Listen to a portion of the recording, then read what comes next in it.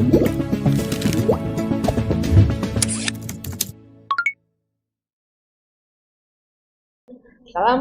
warahmatullahi wabarakatuh.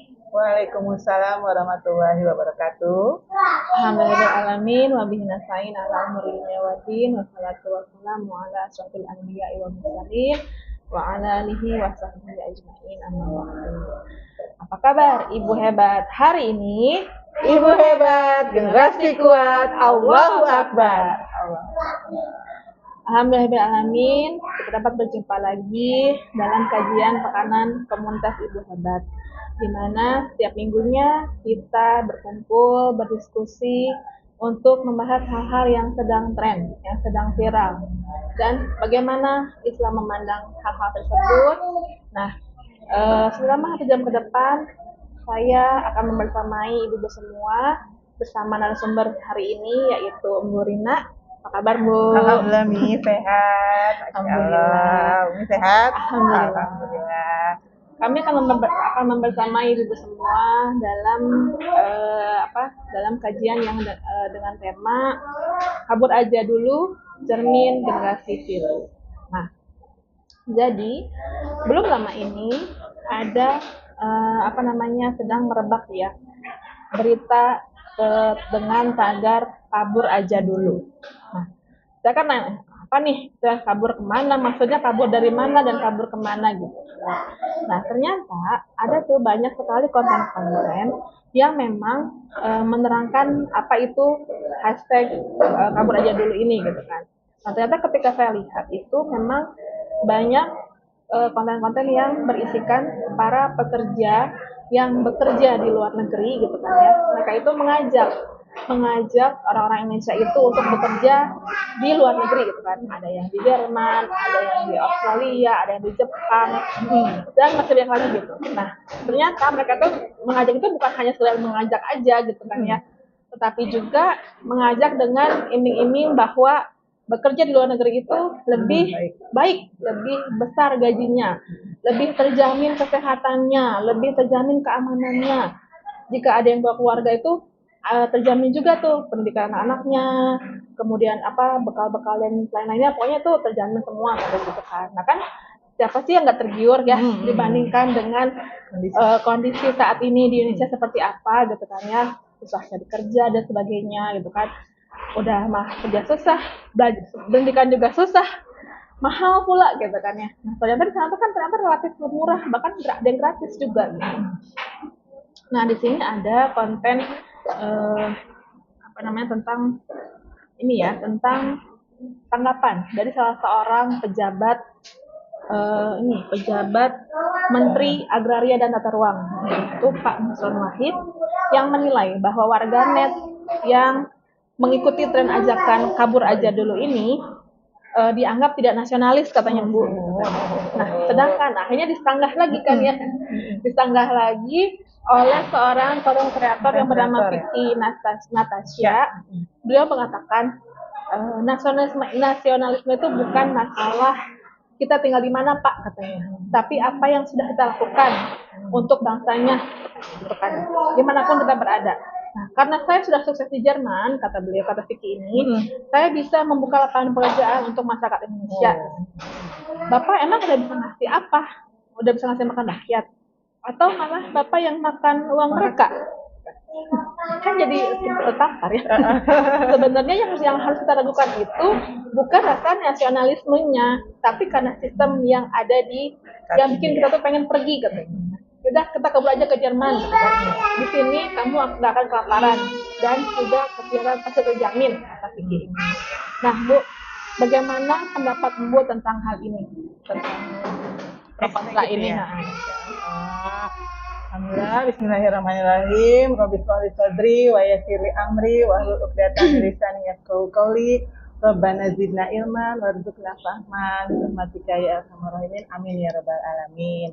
Alhamdulillah, puji syukur kita panjatkan kehadirat Allah. Terima kasih Umi gitu tepatnya hari ini. Nah, alhamdulillah kita ketemu lagi dengan tema yang berbeda setiap pekannya. Tadi Umi tanya, Umi udah kasih prolog tuh di depan tentang tagar hashtag yang kabur aja dulu yang saat ini sedang jadi tren ya Mi ya. Nah, seperti yang Umi sampaikan tadi di awal, itu benar-benar menjadi sebuah tren. Tren ini mengarah pada keinginan para anak muda untuk meninggalkan Indonesia. Nah, kalau menurut hemat saya, Mi, tagar ini merupakan lahir ya atau ada dari ekspresi kekecewaan, kecewaan generasi atas berbagai isu nasional, mulai dari hal kecil lah ya, ketidakpastian ekonomi yang jelas terlihat, lapangan pekerjaan, kemudian lapangan pekerjaan yang sulit, terus kebijakan-kebijakan yang berubah, yang bahkan sampai persoalan penegakan hukum. Nah, beberapa diantaranya yang anak muda itu menempuh untuk melanjutkan pendidikan tinggi di universitas ternama, bahkan ada yang sampai bekerja di luar negeri.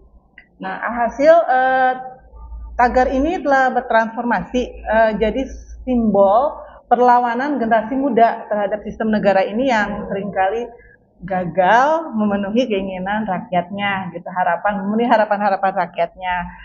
Kayak misalnya ini juga bentuk kekecewaan yang dialami, gitu, terus terang aja yang dialami dan dirasakan oleh generasi muda. Jadi mereka itu kekecewaan masyarakat Indonesia terhadap kondisi sosial, ekonomi, politik, gitu. Nah, mereka jadi memiliki keinginan untuk mencari kehidupan yang lebih baik di luar negeri, yang katanya kehidupan di luar negeri itu lebih baik. Nah, menurut sosiolog dari UIN Wali Songo Semarang, Nur Hashim menyebutkan bahwa tren kabur aja dulu ini merupakan ekspresi kemarahan, keputusasaan, dan protes yang disampaikan oleh publik melalui media sosial kepada pemerintah. Jadi mereka menggunakan media sosial untuk menyampaikan ekspresi kemarahan, keputusasaan. Hashim menilai kebijakan yang diambil pemerintah belakangan ini amat sangat tidak berpihak pada masyarakat. Gitu sih, Mi, menurut saya. Sih, ya. Yang kita lihat juga mereka tuh kayaknya lebih senang di sana ya, kerja di sana gitu kan. Sekolah, kuliah, kerja tuh kayaknya lebih senang di sana gitu. Kelihatannya juga, dan bahkan banyak ya konten-konten yang memang memperlihatkan memperlihatkan mereka tuh bagaimana terpenuhinya kebutuhan mereka semua gitu kan ya, dari segi kesehatan, pendidikan gitu kan, bahkan keamanan juga itu kan yang penting juga gitu. Nah, mengapa sih Bu keinginan ini tuh ada keinginan untuk kerja di luar negeri ada pada masyarakat Indonesia gitu, malah kenapa jadi mereka tuh malah memilih untuk kesana gitu. Kenapa ya? Nah, jadi gini nih, tagar kabur aja dulu ini hadir karena tadi yang saya bilang ya, jadi imbas tidak menentunya kondisi sosial ekonomi di dalam negeri. Nah, salah satunya nih yang baru kemarin terjadi itu adanya pemangkasan anggaran besar-besaran oleh pemerintah sampai mencapai 306,69 triliun rupiah atau sekitar 10% dari APBN 2025. Biasa ya, 10% gitu ya. Kemudian efisiensi anggaran ini berdampak pada kegiatan para PNS atau ASN di berbagai kementerian dan lembaga. Nah, bukan cuma itu, Mi, munculnya tagar ini juga karena sulitnya mencapai lapangan pekerjaan. Padahal janjinya, itu kampanye nih, itu akan menciptakan 19 juta lapangan pekerjaan baru. Itu diutarakan oleh Cawapres dulu ya, Bapak Gibran Rakabuming yang mendampingi Pak Prabowo pada saat Pilpres 2024. Coba bayangkan kalau itu kejadi 19 juta lapangan pekerjaan baru. Kayaknya nggak akan ada yang pengangguran ya. Tapi itu kan janji ketika itu. Nah, terus betul. Nah, menurut peneliti juga dari Pusat Riset Politik Badan Riset dan Inovasi Nasional BRIN, Bapak Firman Nur, beliau mengatakan kondisi tersebut terjadi karena generasi muda melihat adanya kompetensi yang ketat, tapi tidak sehat, gitu. Jadi ketat tapi tidak sehat, karena kondisi ini terjadi di berbagai aspek kehidupan di Indonesia, gitu. Nah, kalau menurut Bapak Firman, kalau kompetisinya sehat, tidak diterima karena kalah pintar, itu pasti diterima. Iya, bisa terima ya. Orang make sense, masuk gitu. akal. Emang aku kurang berjuang, aku nggak pintar, aku kurang. Akan tetapi tidak diterimanya itu karena ada orang dalam, Modal. pakai uang, money Suap gitu kan. menyuap ya. Seperti itulah. Jadi itu yang membuat orang-orang malas dan termotivasi untuk udah deh kabur aja dulu, tinggalin gitu. Nah itu sih menurut Pak Firman. Nah, dari hal tersebut nih kalau menurut berita yang beredar gitu bisa muncul fenomena sekarang itu brain drain. Oh, ada lagi brain drain. Brain drain, bukan brain rot ya. Sekarang brain drain. Nah, brain drain itu lolosnya atau keringnya otak menghadapi kondisi seperti saat ini. Jadi stuck, jadi kayak nge-freeze, nggak bisa mikir, nggak ada jalan keluar. Kayak mentok gitu ya, mentok nggak ada jalan lain. Udahlah gitu, mendingan cari jalan yang menurut mereka kabur aja dulu keluar negeri itu merupakan sebuah solusi. Gitu. Nah, para pekerja profesional pun seperti dokter, dosen, tenaga profesional lain juga ingin keluar negeri dengan harapan mereka mendapatkan kesejahteraan gitu. Karena kemarin juga kan beberapa tenaga medis ya IAI itu apoteker itu juga kan pernah demo tuh beberapa waktu yang lalu. Kebetulan ada temen juga di apoteker, mereka tuh surat izinnya melimpah lah gitu, jadi dipersulit gitu. Nah dari itu mungkin mereka punya harapan untuk mendapat kesejahteraan lebih, sehingga ya udahlah kita kabur aja dulu, kita keluar negeri. Nah selain itu juga kezaliman ketidak merataan itu terlihat di mana-mana nih. Dari mulai PPN lah naik katanya buat barang-barang mewah menurut siapa? Terus yang paling fatal itu yang baru-baru ini yang langka LPG 3 kilo sampai menelan korban seorang ibu. Itu lihat antrian aja rasanya kayak zaman kapan gitu ya, orang bawa-bawa barang antri bermeter-meter, kan ada yang mungkin sampai kiloan gitu ya buat beli gas LPG 3 kilo gitu kan. Dan yang terakhir itu efisiensi anggaran untuk mewujudkan program makan bergizi gratis yang di tengah utang negara yang lumayan tinggi ya. Umi tahu utangnya berapa sekarang? Berapa sekarang Bu? 424,8 miliar dolar. Dolar nih? Dolar ya, bukan rupiah. Ya, dolar. Coba ya kalau dirupiahkan, dikonversikan silahkan. Insya Allah luar biasa ya. Itu malah mau mengadakan makan bergizi gratis. Nah, kemarin ini ada yang viral juga, penyiar radio RRI itu menangis mengeluh kepada presiden. Oh iya. Ya, dia tuh perihal anaknya dapat MBG, tapi orang tuanya di PHK. Ironis ya. Anaknya dapat penghasilan tapi orang tuanya tidak punya penghasilan lagi. Terus siswa-siswi di Papua juga mengeluh menolak MBG karena yang mereka butuhkan itu bukan itu, makanan, tapi fasilitas pendidikan. Mutu pendidikan, kualitas pendidikan. Kan lihat ya yang kemarin tuh Gurunda pernah share naik perahu. Itu bukan di Papua deh, naik perahunya semprit, hujan, angin, buat sekolah gitu loh. Maksudnya kok tidak terjangkau ya yang kayak gitu, kok tidak terjaman. Itu sebenarnya lebih ke situ sih ya. Terus dan bahkan baru-baru ini yang MBG itu saya dapat cerita langsung nih di Bogor, di salah satu sekolah swasta ternama. Itu yang penghasilan orang tuanya nih Mi, bukan menengah ke atas kayaknya ya, ke atas itu dapat MBG Mi.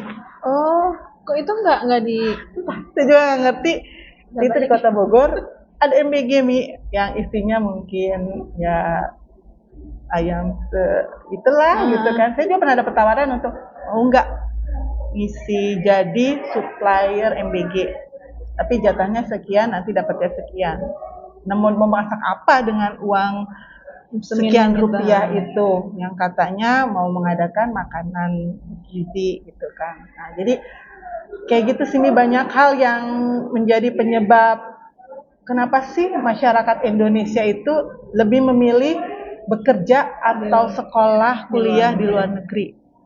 Jadi atas dasar banyak hal, dari hal kecil yang mungkin memang bukan urusan beliau, urusan mereka berpikir urusan kita, tapi mereka merasakan dari sosial, ekonomi, keamanan itu udah merasa nggak nyaman, ya mereka pilih luar lah mereka itu di luar. Tadi kan bukan bilang ya, kita kan membahas tentang kesejahteraannya. Kalau kamu mencari kesejahteraan, karena memang itu juga sangat diperlukan ya sama masyarakat kita gitu. Nah, sebenarnya itu harusnya gimana sih peran negara dalam menyejahterakan masyarakat atau rakyat ini?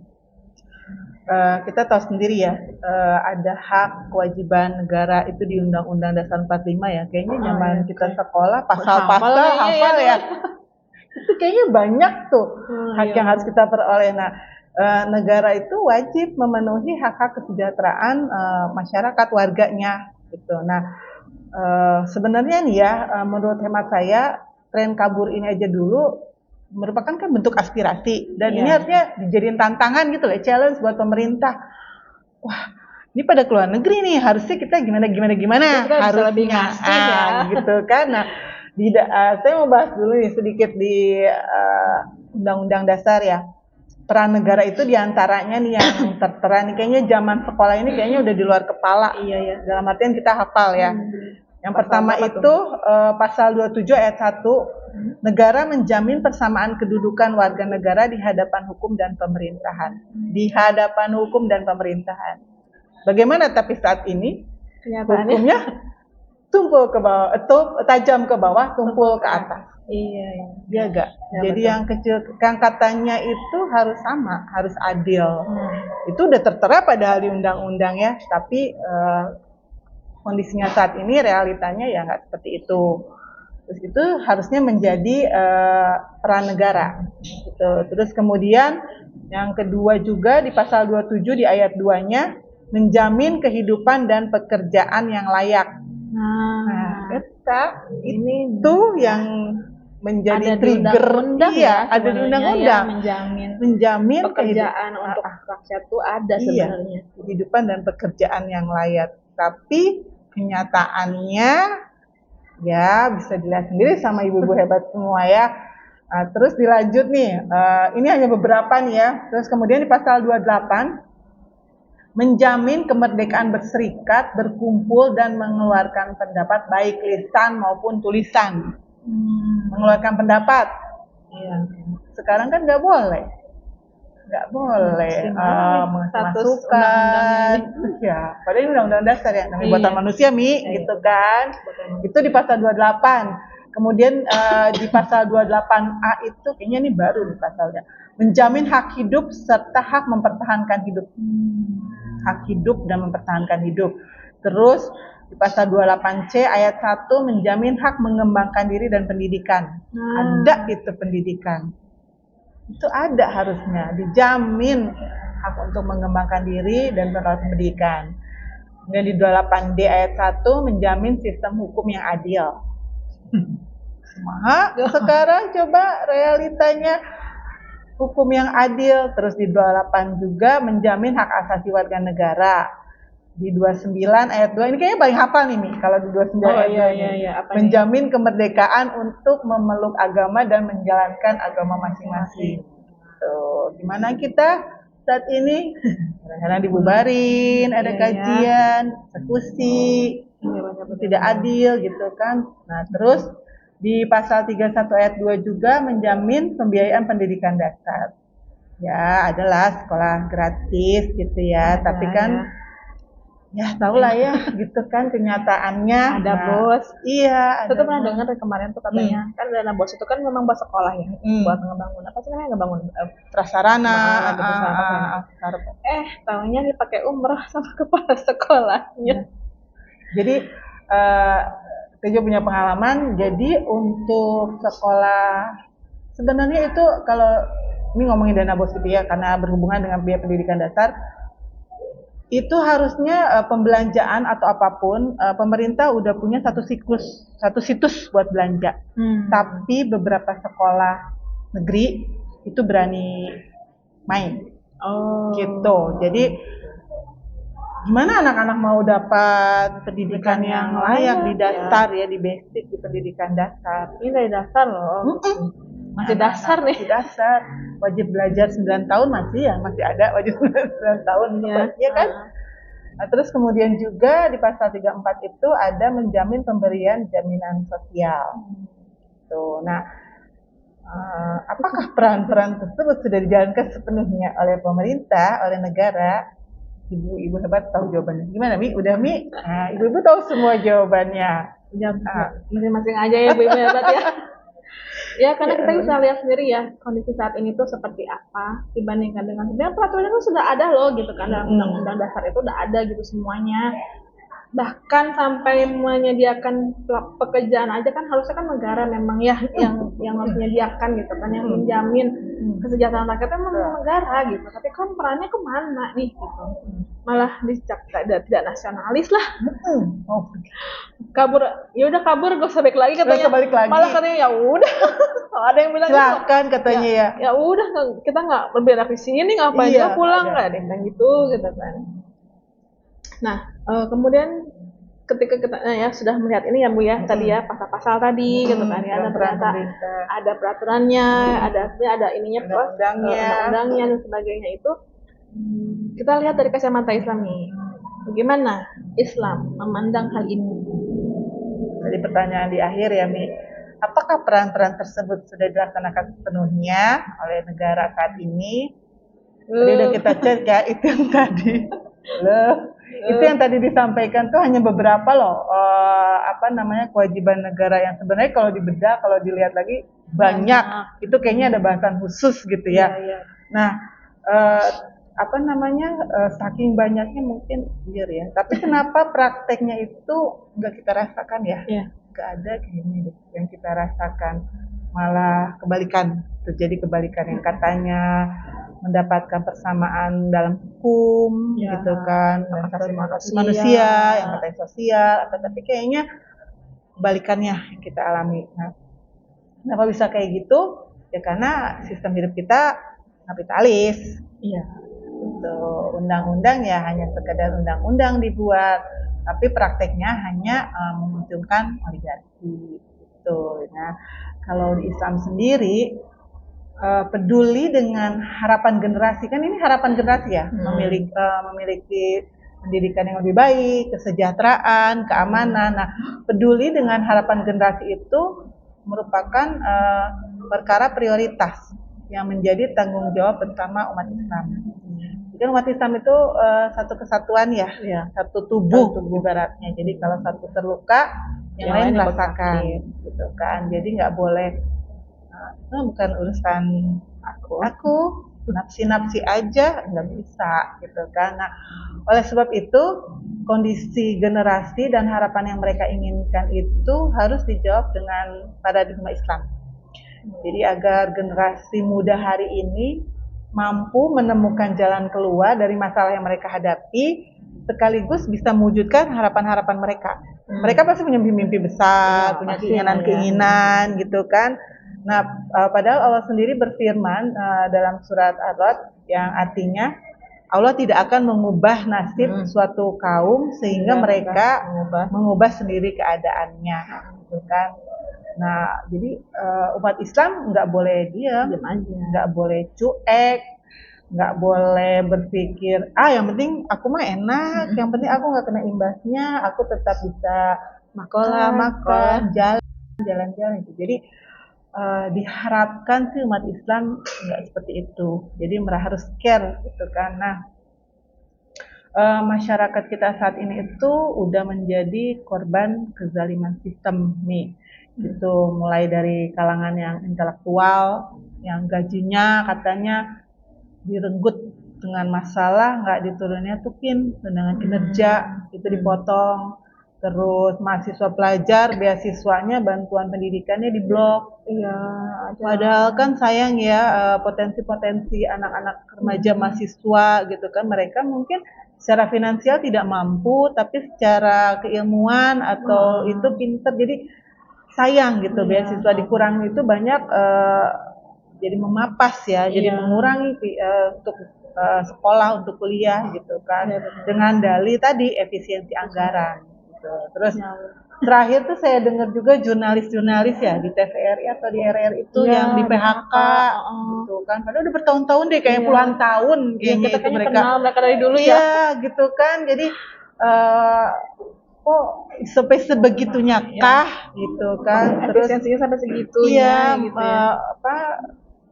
Merugikan kalangan yang bawah gitu kan. Nah, terus kalangan pengusaha juga yang dituntut dengan berbagai macam pajak dan kesulitan birokrasi. Kesulitan birokrasi ini nih saya pernah ngalamin nih waktu zaman masih jadi budak korporat. Budak korporat. Karena sekarang kan gitu ya, budak korporat. Dulu saya pernah ngalamin mau urus perizinan itu Mi. Luar biasa. Dipimpong nggak sih? Selain dipimpong waktu, kalau Manipiro gitu. Oh ya Allah. Manipiro. Ya udahlah. Bukannya gratis ya? Menjalankan aja sesuai itu nggak apa-apa, lama juga. Ya tapi itu lama gitu, dan itu kayaknya udah biasa gitu yang mereka, yang orang-orang masyarakat pun mau nggak mau ikut gitu karena mereka butuh izin atau apa gitu. Dan itu benar-benar terjadi kesulitan birokrasi itu, sampai yang terakhir itu kan yang saya bilang tadi ya, kesulitan mendapatkan LPG. Ya. LPG 3 kilo Mi, ya, padahal itu banyak loh sebenarnya gitu kan, tapi kenapa mungkin ditahan atau gimana gitu kan peredarannya. Nah, iya, jadi kan memang itu kan ini ada perbedaan harga itu kan. Tapi maksudnya jangan sampai dihentikan dong ya. Iya, gitu padahal sebenarnya katanya di gudang itu barangnya ada. Gitu. Bukan langka sih sebenarnya, bukan mainan ya. Sampai ada meme itu, ayo berani Bapak 500.000 ada nih satu tabung gas. Sampai diperjualbelikan sebegitunya, dimanfaatkan jadinya sama oknum-oknum. Nah, terus apakah dengan kabur aja dulu ke luar negeri ini bisa memperbaiki sistem yang salah dan rusak di negeri ini? Nah, gimana Bu? Bisa nggak sih? Gimana Ibu? Kayaknya enggak juga ya. Iya sih. Sebenarnya nggak sampai. Iya, nggak sampai mengubah ya gitu. Nah, dalam politik ekonomi Islam ini merupakan harapan bagi generasi. Nah, menurut Syekh Taqiyuddin An-Nabhani di buku Sistem Ekonomi Islam itu menekankan pentingnya sistem ekonomi Islam untuk mewujudkan ekonomi yang adil dan merata. Nah, dalam Islam tuh harus diwujudkan. Ada peraturan Islam, ekonominya dalam Islam ya. Semua politik, ekonomi, sosial gitu kan. Nah, itu berupa jaminan kesejahteraan rakyat melalui kepemilikan umum dan distribusi kekayaan yang adil. Nah, jadi memang dikelola tapi didiskusikan adil, semua masyarakat dapat gitu, dan menjauhkan dari praktek ekonomi yang mengarah pada konsentrasi kekayaan. Jadi nggak boleh menimbun kekayaan ya sendiri ya, kayak untuk sendiri gitu, monopoli kayak gitu kan. Dengan caranya yang tidak iya. Terus kemudian menurut Abdurrahman Al-Maliki dalam buku Politik Ekonomi Islam menyampaikan tentang hak asasi warga negara yang terdiri dari kebutuhan pangan, rumahan, pakaian secara individu maupun hak primer sosial kayak pendidikan, kesehatan, keamanan. Nah, aspek ini merupakan fokus perhatian negara untuk kesejahteraan rakyat. Nah, jadi artinya tuh kita tuh dapat tuh sandang, pangan, papan ya. Itu untuk individu. Nah, untuk masyarakat itu pendidikan, kesehatan, keamanan gitu. Jadi nggak usah kayak sekarang kalau nggak punya harus bikin BPJS dulu. Kalau udah bikin, aduh susah juga itunya. Diperiksanya besok, Mi. Saya pernah ngalamin ya, saya ngalamin lagi nih. Ini saya bawa ponakan saya ke satu rumah sakit swasta. Itu orang tuanya lagi umroh, saya bawa. Karena saya nggak ngerti, ditelepon, udah pakai BPJS aja, masuk pakai BPJS. Itu udah 1 jam anak panas nggak diapa-apain. Akhirnya saya samperin dokternya. Ada kan? Ada banyak. Akhirnya saya samperin dokternya. Ya Bu, sebentar, pakai BPJS kan? Oh iya dok. Tunggu ya Bu, antri. Dalam hati, ini udah masuk IGD masih antri juga. Akhirnya saya gini, dok saya cabut BPJS-nya, saya ganti pakai mandiri, bayar umum. Baru langsung tangannya.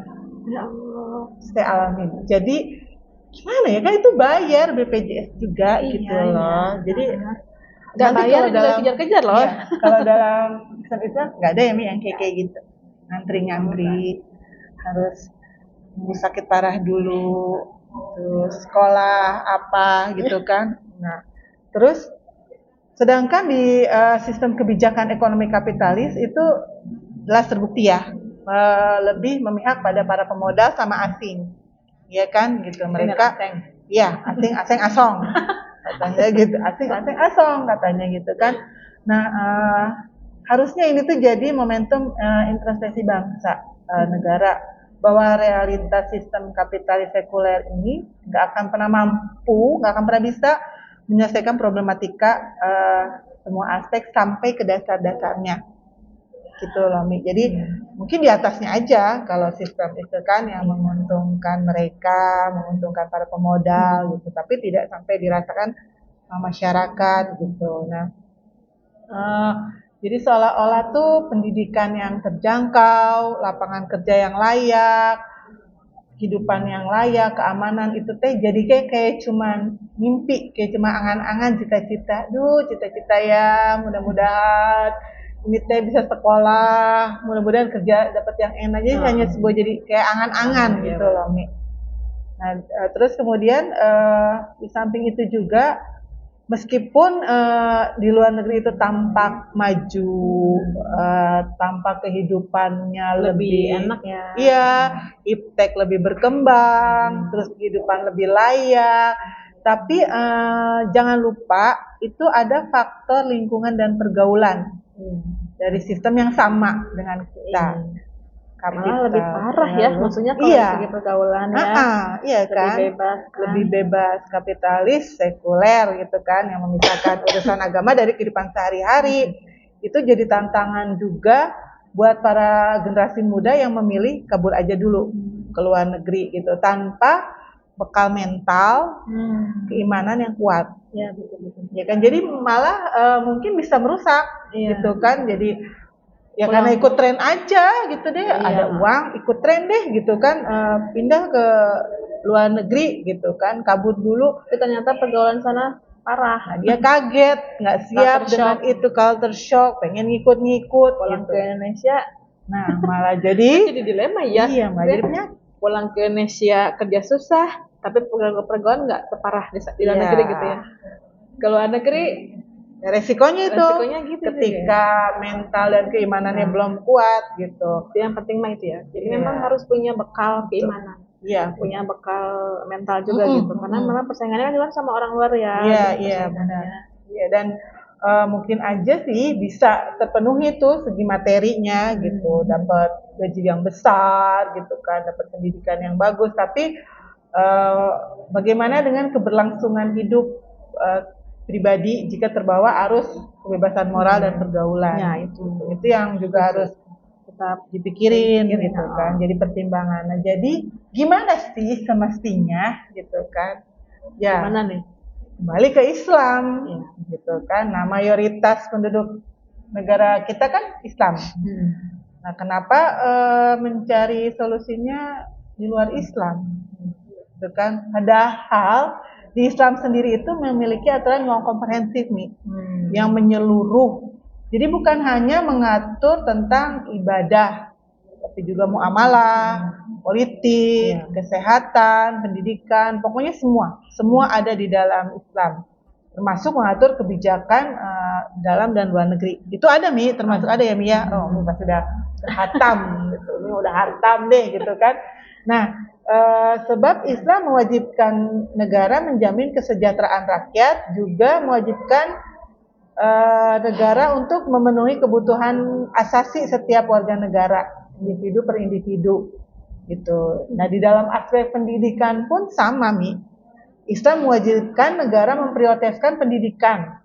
Itu baik tenaga pengajar, fasilitas, muridnya. Jadi yang ngajar juga bukan asal-asalan. Fasilitasnya bukan cuma di bangunan biasa, tapi harus benar-benar mendapatkan fasilitas yang layak gitu kan. Terus sumber dana pendidikan ini diambil dari pengelolaan sumber daya alam yang dikuasai negara, tetapi dikembalikan manfaatnya untuk semua rakyat. Jadi negara yang mengelola, tapi manfaatnya nanti dirasakan oleh rakyat. Enggak sekarang diambil oleh negara, dimanfaatkan oleh asing-asing. Nah itu ya, makanya kalau di Islam tuh enggak, semua tuh dikelola negara, tapi kebermanfaatnya semua ngerasain masyarakat gitu. Karena di sistem Islam juga akan membuat hidup ini penuh ketaatan dan keimanan. Pokoknya Masya Allah, ini luar biasa kalau memakai aturan Islam. Dimanapun, kapanpun, setiap individu warga negara atau para pejabat gitu kan, dijaga dengan sistem yang mengkondisikan itu takut akhirat. Jadi udah termindset dulu nih. Jadi punya rasa takut, keimanan lah ya, keimanan yang kuat gitu. Jadi tidak akan ada hal-hal yang menyimpang. Jadi kalau mau nyimpang langsung rem alarm bunyi gitu kan. Udah punya rem sendiri Rem sendiri. Iya betul. Jadi udah nggak ada lagi tuh yang sebodoh amat lah, ginilah gitu. Jadi insya Allah ada rem sendiri. Nah kemudian jika kabur aja dulu merupakan respon dari sistem yang rusak, kapital sekuler, maka udah selayaknya nih Mi, kita umat Islam itu kembali mengambil solusi Islam atas segala problematika yang ada. Jadi kan kalau Islam tuh menyeluruh semuanya. Jadi jangan, kalau kata Muslimah itu jangan kayak prasmanan nih. Nggak suka aja. Aduh nggak suka sayur stop. Aduh nggak suka aturan pergaulan mah nanti aja deh. Aduh nggak suka deh soal ekonomi mah nggak boleh riba gitu. Kan ada orang kayak gitu ya. Islam memang tapi dia pilih-pilih cuman ibadah-ibadah utama aja, sholat, puasa, zakat. Sisanya nggak bisa dilirik gitu. Jadi masih banyak yang kayak gitu ya. Padahal solusi Islam itu menyeluruh semua problematika yang ada sampai ke akar-akarnya. Nah gitu. Nah karena hanya Islam yang solusinya masuk akal, gitu kan, terbukti secara historis, gitu kan, memiliki peraturan yang komprehensif dan yang pasti sesuai dengan fitrah manusia. Itu yang penting. Itu yang memang sudah terbukti juga gitu ya.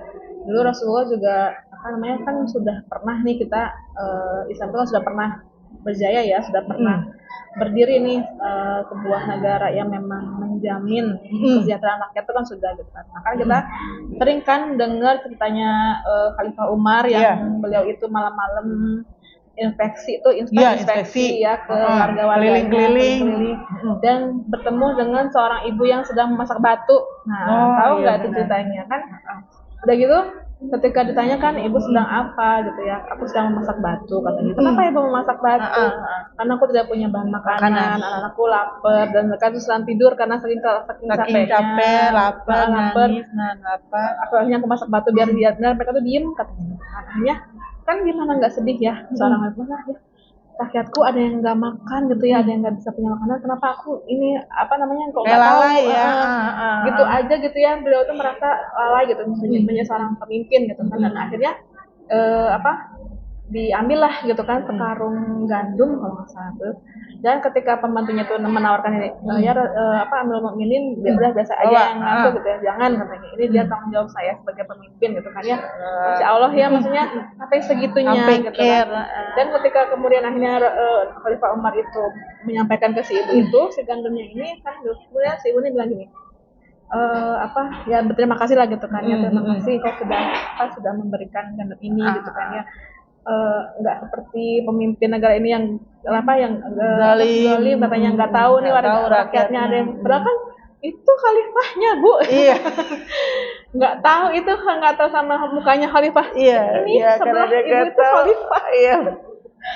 Dan ketika dia tahu akhirnya sama pembantu kan nggak tahu, wah ibu ini adalah Amirul Mukminin, akhirnya kan Insya Allah gitu kan, ini ya mengakui kepemimpinan itu benar-benar gitu kan. Nah itulah yang harus diteladani sebenarnya gitu kan. Seorang pemimpin itu harusnya punya kayak gitu mentalnya gitu kan. Harus care-nya sampai Tapi kan kenyataannya kan hal-hal yang seperti itu kan dipandang aneh ya kalau Khalifah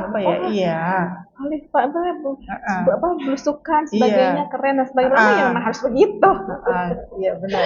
Memang harus begitu sebenarnya gitu yang pemimpin itu ibu-ibu ya. Iya, jadi kalau kita kan kayak kemarin ini ada kejadian ibu yang mencuri di ladang malah dihukum, padahal kan kita nggak tahu dasarnya dia mencuri itu apa gitu kan. Kita kalau dia kelaparan, tetangga sekitarnya nggak tahu, RT RW gitu, padahal itu kan kewajiban mereka gitu kan, aparat desa untuk memperhatikan gitu. Jadi ibu-ibu juga jangan sampai terlena, jangan sampai lupa dengan di sekitar gitu. Mungkin itu kayak hal-hal kecil, hal remeh gitu, tapi itu bisa memberikan contoh ya buat anak-anak juga gitu loh, bahwa kita itu orang yang punya empati tinggi gitu kan, sama terutama anak-anak yang mereka kan akan melihat gitu Iya. apa yang kita lakukan. Betul betul. Di sini. Nah, kan tadi kan ibu kan sudah memaparkan ya bagaimana seharusnya negara itu berperan kan terhadap kesejahteraan rakyat. Nah, tetapi untuk saat ini karena kita udah tahu kondisi negaranya seperti itu dan juga kita juga belum tahu kapan nih negara Islam ini akan berdiri, apakah dalam waktu dekat atau dalam waktu yang lama, kita kan tidak tahu ya Bu ya gitu. Nah, untuk saat ini bagaimana seharusnya sikap sebagai generasi muda Muslim? Jadi tadi sudah disampaikan ya kondisi-kondisi kita saat ini dengan tren yang ada saat ini. Nah, kita tuh harus gimana sih menguatkan generasi-generasi Muslim gitu ya. Nah, kemanapun pilihan kita, pastikan di tempat tujuan tersebut itu minimal 4 item. Nah, yang pertama itu kita di sana itu bisa menjalankan ibadah dan syiar Islam dengan baik. Ini poin pertama. Kita harus memastikan itu dulu. Minimal 4 ini nih. Nah, yang pasti kita di sana aman, terus ibadah. Terus kemudian yang kedua bisa menjalankan dakwah sebagai poros hidup dengan segala dinamikanya. Tetap bisa dakwah di sana dengan ya, teman-teman yang misalnya remaja-remaja di sana atau pekerja-pekerja biasa kan masih berbeda lah ya dari kulturnya gitu. Pokoknya kita masih tetap bisa berdakwah di sana. Terus jangan lupa bisa belajar sakofa Islam secara maksimal dan nyaman gitu. Tetap bisa meneruskan apa yang kita bawa dari sini gitu minimal. Nah, yang keempat itu bisa mencari penghidupan untuk memenuhi nafkah atau kebutuhan diri dan keluarga, tentunya yang halal gitu kan. Nah, itu minimal 4 itu gitu. Kita pastikan dulu kita bisa mendapat itu di luar negeri kalau memilih kabur aja dulu gitu. Nah, jadi jangan sampai kita pindah ke sana tapi kita malah tidak jadi lebih baik. Gitu. Jadi harus tetap baik, bahkan bisa lebih baik gitu, membawa poin kebaikan lagi gitu. Nah, jadi pindah negara lain itu nggak ada hubungannya dengan cinta tanah air atau enggak. Nggak ada, Tami. Tidak nasionalisme katanya. Gitu ya. Tidak NKRI harga mati. Enggak gitu. Tetap gitu kan. Ya kita kan tetap menjunjung tinggi ke budaya timur kayak gitu kan. Tetap ini gitu. Jadi nggak ada hubungannya ketika kita pindah itu terus dicap bahwa kita tidak nasionalisme, tidak NKRI harga mati, tidak cinta gitu, cenah katanya gitu kan. Nah, jadi untuk kita sendiri ini bagi kita Muslim yang memilih untuk tetap berada di negeri ini atau tidak bisa kemana-mana karena tidak punya pilihan lain, ya kewajiban kita tetap sama. Gitu, tetap belajar sakofa Islam dengan sungguh-sungguh. Anak-anak kita, keluarga, pasangan kita tetap harus kita ajak untuk belajar sakofa Islam. Gitu. Karena dari situ nanti kita akan tahu banyak tentang Islam. Secara detail sampai akar dan menyeluruh gitu. Nah, terus kemudian menjadikan dakwah sebagai poros hidup untuk memperbaiki kondisi negeri ini, juga negeri Muslim lainnya. Nah, jadi tetap semangat dakwah di negara lain ya. Iya, gitu kan. Jadi kita tetap belajar nih walaupun kita nggak bisa kemana-mana, hanya tetap bisa bertahan di Indonesia dengan kondisi saat ini, ya minimal kita menjadikan dakwah untuk poros hidup kita, buat penyelamat hidup kita, gitu. Sehingga Allah memudahkan dan meridhoi setiap langkah-langkah kita, gitu loh. Dan negeri yang baldatun thayyiban warobun ghafur dengan menerapkan syariat Islam secara kafah. Itu sini. Jadi gak usah sedih nggak bisa kemana-mana. Masih banyak yang bisa kita lakukan. Ya betul. Ya kan, kita bisa mengajarkan anak-anak untuk belajar sakofa Islam gitu. Mungkin kita cuma segini, tapi minimal kita mengajarkan mereka. Nanti ketika mereka sudah dewasa, mereka bisa tahu lebih banyak dari kita. Betul. Karena nggak akan ada yang sia-sia yang dia. Nah, mungkin kita itu sedang aja. mempersiapkan generasi. Generasi yang. Jadi jangan generasi pilu. Jangan jadi generasi pilu, generasi yang semangat, dong, optimis terus aja. gitu ya. Nggak usah kecil hati ya Mi, nggak bisa keluar negeri, nggak bisa kabur aja dulu. Bisa apa-apa. kabur aja dulu, ngaji, Ya, kabur ke masjid kabur ya. ke masjid, ngaji, Kabur aja dulu ke kajian. masjid, kabur Iya. aja dulu ke kajian-kajian, Iya, kabur aja dulu kita misalkan mau ketemu teman-teman satu frekuensi gitu Betul. kayaknya tuh bisa Nah, gitu betul. lah saling menguatkan antar teman ya gitu Betul, kan itu nggak usah kabur ke luar negeri. Iya betul, kabur yang murah dan Kabur yang murah bermanfaat ya. bermanfaat gitu kan. Nah iya baik. Mungkin Ya, itu aja ya. Mi. Nah tadi kan kemanapun gitu ya pilihan kita. Nah untuk orang-orang atau untuk para pemuda-pemuda yang memang tadi keluar negeri gitu kan ya. Nah tadi bisa ya menetapkan empat hal ini tadi yang sudah Sambu sampaikan, bisa jalankan ibadah dengan aman, dengan baik, kemudian bisa menjalankan kewajiban dakwah juga, bisa berjasa kofah juga, dan kemudian bisa mencari penghidupan untuk memenuhi kehidupan diri dan keluarga. Nah itu ya yang bisa diterapkan nanti kalau misalkan Pilihan, ya. ada yang keluar negeri gitu ya. Jadi harus berbekal mental dan keimanan kuat ya Bu ya tadi ya. Jadi jangan cuma asal pokoknya harus Kabur. kerja kabur aja cari kerja di luar negeri. tapi yang soalnya memang kita juga tidak bisa memungkiri ya bahwa pengaruh kebudayaan itu memang kuat gitu ya. Betul. Jangankan di luar negeri, di Indonesia aja kan ada tren sedikit gitu kan ya. Apalagi generasi muda ya apalagi dengan muda dan medsos yang sekarang gampang FOMO. Nah, apalagi ini keluar negeri gitu kan dengan kondisi yang memang bebas dan nggak ada pakem-pakem yang lain. Iya, nggak ada batasan-batasan. Makanya kita tuh nggak tahu. Kadang-kadang saya kalau misalnya ngeliat konten-konten ada orang Indonesia yang tinggal di sana gitu kan ada yang nikah ya sama orang kan dari Korea orang mana gitu ya. Nggak pakai kerudung emang gitu. Ini saya suka nanya ini ya Islam nggak ya? Sama bener. Ini Islam nggak ya? Karena memang nggak kelihatan kayak membawa agama Islam gitu kan. Tapi kalau pas tapi ketika saya tahu dia itu Muslim, pas bulan puasa dia kayak ikut sahur gitu kan. Sholat Id ya baru tuh dia ikut. Muslim gitu. Tapi kok dia nggak menerapkan nilai-nilai ya. Kayak kita kan khawatir gitu ya. Nah itu salah satu kekhawatiran kita gitu kan ya sebagai sama orang Muslim tuh kalau keluar negeri itu juga harus diperhatikan tuh pergaulannya, takutnya kebawa dengan budaya sana gitu kan ya. Kalau kan nanti kan pasti kan ke anak-anak juga ya. Iya berpengaruh banget. generasi gitu. Nah kan kita kan pengennya kan menjadi generasi yang baik ya untuk mempersiapkan generasi masa datang di mana kita tuh ingin masa depan itu ya lebih baik lah dari yang sekarang. Iya betul untuk anak-anak. Ya mudah-mudahan Allah jaga anak-anak kita semua untuk jadi generasi yang hebat ya menjadi berubah peradaban ya gitu kan. Amin. Ya. Baik ibu-ibu hebat semua, alhamdulillah sudah 1 jam kami bersama ibu-ibu semua. Semoga apa yang bisa disampaikan oleh Bu Rina bisa menjadi pelajaran, bisa menjadi hikmah, bisa menjadi pegangan untuk bisa menentukan langkah gitu ya. Apakah sudah benar? Apakah memang di sini aja lah, di sini aja gitu kan? Itu bisa menjadi pegangan ya gitu. Nah baik, karena waktu juga sudah habis ya. Sudah. Saya tutup kajian hari ini dengan 14 malah dan doa untuk majelis. Amin.